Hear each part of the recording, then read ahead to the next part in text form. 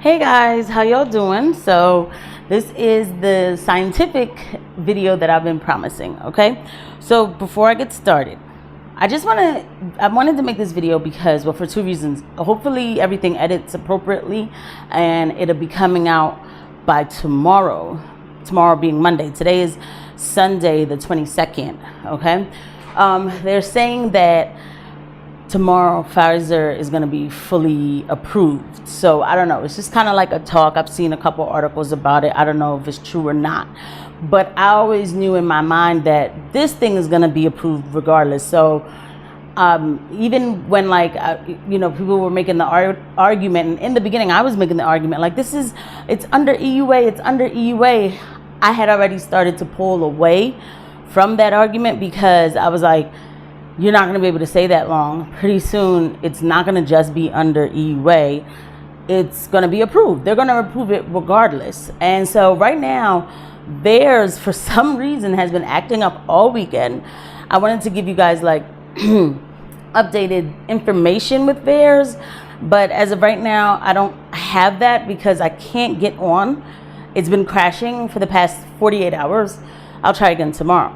But I'm going to leave links to like the references that I have for this video that I'm making. Also, too, remember, I am a registered nurse and I learned a lot, obviously, about the immune system, about viruses. So maybe some things I'm saying, I may not be able to, keep having a link to everything that comes out of my mouth because this is stuff that I was taught. So that's why I baseline know certain things, okay? But without further ado, let's just go ahead and get started. Real quick, just a couple disclaimers. Anything that I say that I use is from like the fair use, fair dealings guidelines. It's from the public domain, okay? I'm not a doctor. I am a nurse. I'm not a doctor. I'm not a lawyer, okay? Everybody's entitled to their own opinions and to their own conclusions. Talk to your doctor, all right? Now, I'll be using some different like wording because I don't want anything to like set off an algorithm and then somehow my video gets shut down or shut off. SARS-CoV-2, the wording, SARS-CoV-2 is the virus that gives COVID-19, okay? All right. So let's just break up a few like terms and reasons why we have to break up things the way we do. SARS-CoV-2 is the virus that gives COVID-19. What is COVID-19? COVID-19 is the symptoms that you get when you have been invaded by SARS-CoV-2. All right, so you've been invaded by SARS-CoV-2, so then your body's going to start giving you runny nose. You might get congested. You might feel like you can't taste or smell anything. Little fever going up because your body's trying to break up a virus in your system. Something's invaded. So, and then if you really keep on going along with it, like if it stays in your system long enough, your lungs can start to produce too much secretions, too much fluids. That's how a pneumonia like can build up, okay? And that really can happen with any virus, all right? So COVID-19 is the symptoms that you get from SARS-CoV-2, which is the actual virus, okay? Now, this is what the virus looks like, all right? So you got the outer shell, and then you got like the spike proteins hanging out here. Now, this virus is an mRNA virus, okay? So I put all these question marks here because I'm a little confused with the scientists with this one thing, and I'm going to explain it to you. They say that the whole thing is that they're saying like, oh, well, we put the mRNA sequence to the recipe to make one of these spike proteins, okay? Inside of you, we put that mRNA sequence inside of your cell, and then your cells start to make these little spikes on them, all right?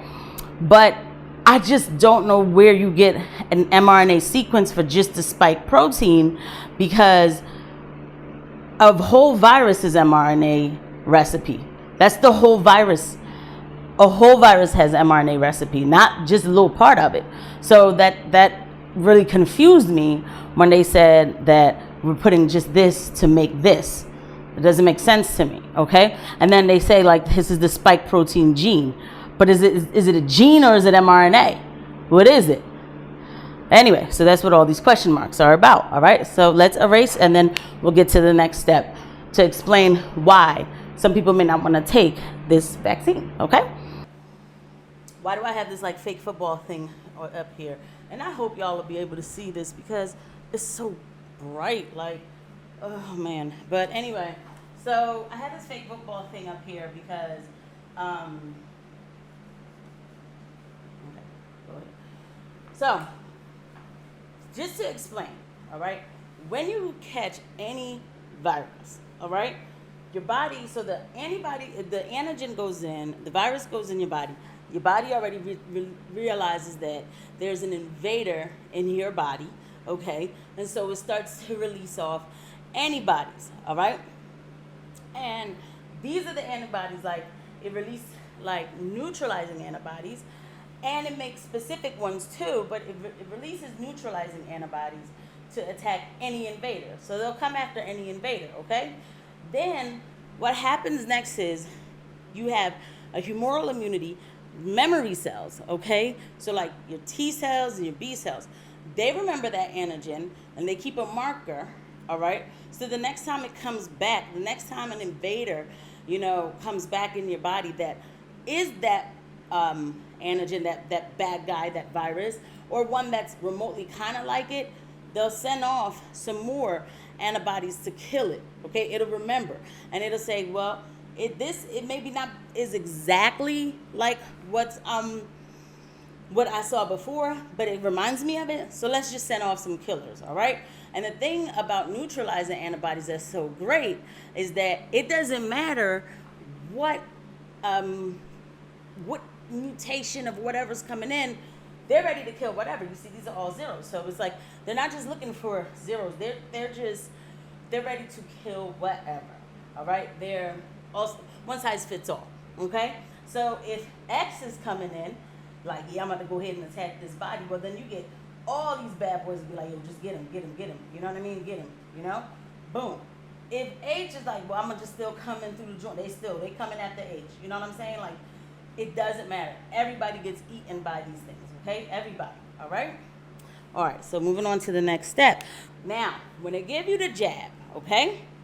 Remember, I made that big virus, right? Okay? We're going to say that this is the virus. I made that big virus. And those are the spike proteins that are hanging out of it. Now, remember, they're just giving you just this, okay? They're giving you just a little bit of this, all right? They're not giving you this whole thing. So, it is understood that a virus, each spike protein that's sticking out of it is a different kind of like, it has a different genome, I guess, for the best, a different DNA, but DNA is not the word, gene. That's what it is. So they're all different. They're not the same. So when they give you a little bit of that one, okay. So they gave you spike protein C, okay? So now you got a bunch of C defenders here, sitting here. So when C tries to come through, well, of course, yeah, they're like, we're going to attack C. C coming through the joint, yeah, they're going to attack C. But while these are playing around with C, and remember I told you that this has a bunch of other spikes, right? This virus, its only job is to replicate, to make more. It becomes very hostile. Okay? And it understands when it's under attack. You're giving it a hard time to get this little bad boy right here through, right? So maybe it knocks that out. Maybe it makes 3 more of these different ones or something. Maybe it mutates, right? And so then now it's not just C. Well, we done got rid of C. Now you got a different kind of virus coming at you. And so X getting through, L getting through, Y getting through, D getting through, and another L. They all getting through while these guys are waiting for C. So, what did I just explain? Leaky vaccine. So, a leaky vaccine can cause a virus to mutate. And I just showed you how on this little whiteboard. But when you read the articles, you'll understand better, okay? Unfortunately, when the virus mutates, it could even make it stronger because it realizes that it's under attack, okay? Now, there's another thing called antibody-dependent enhancement syndrome with this thing. Never, ever, ever, ever, okay, before have we mass vaccinated people who've already been sick with the disease, like ever, like close your eyes and just throw out shots. It's never happened, all right? And so like if I had the measles before, I would never get a measles shot because I already have markers of it. You know what I'm saying? I already have my memory cells and everything. It knows to kill it the next time if I ever get invaded with it, right? And somebody will say, well, we give the flu shot every year, but it's not the same strain you give every year. Okay. This thing they said, and I asked when I was working for the Department of Health. I don't care. I'm already probably in trouble anyway. So I asked, I said, well, if somebody, was my first question, I said, if somebody already had COVID-19, should they be taking this jab? And he was, yeah, you can go ahead and take it. And I just still thought to myself, like, well, that's just still kind of odd because it's not a live virus. Yeah, but it's still something of the virus that you're giving. So they're saying there's like a theory that when you get the first jab, it makes binding specific antibodies that almost pull in the virus, right? And then throws your body into almost a frenzy because now this virus has already been here. It already has memory antibodies to kill it. And then now you're making more antibodies almost like you're making more spike proteins on your cells, okay? And so now it's like your body goes into like a kill mode where cytokine storms can happen. And not to be using these big words, but that's what it's called, where your body's just like kill, all right? And when your body's kill, it can damage your tissues on your organs, okay? So when you start damaging tissues on your organs, what do? Well, you go into a bleeding situation, okay? That can set off like a blood clotting formation disorder. It could set off too much bleeding. It could set off an acute, oh my gosh, it was called an acute immune response thrombocytopenia, something like that. I mean, literally, in the name, saying what is happening when the person takes that jab, who probably doesn't even know that they were exposed to COVID-19. See, because with COVID-19, they're saying that you don't have to get really, really sick to get antibodies. You might have been exposed and your body just started already like kill it off, but make the memory of it, okay? And try not to get too wordy with it, all right? But my issue now, so I told you that.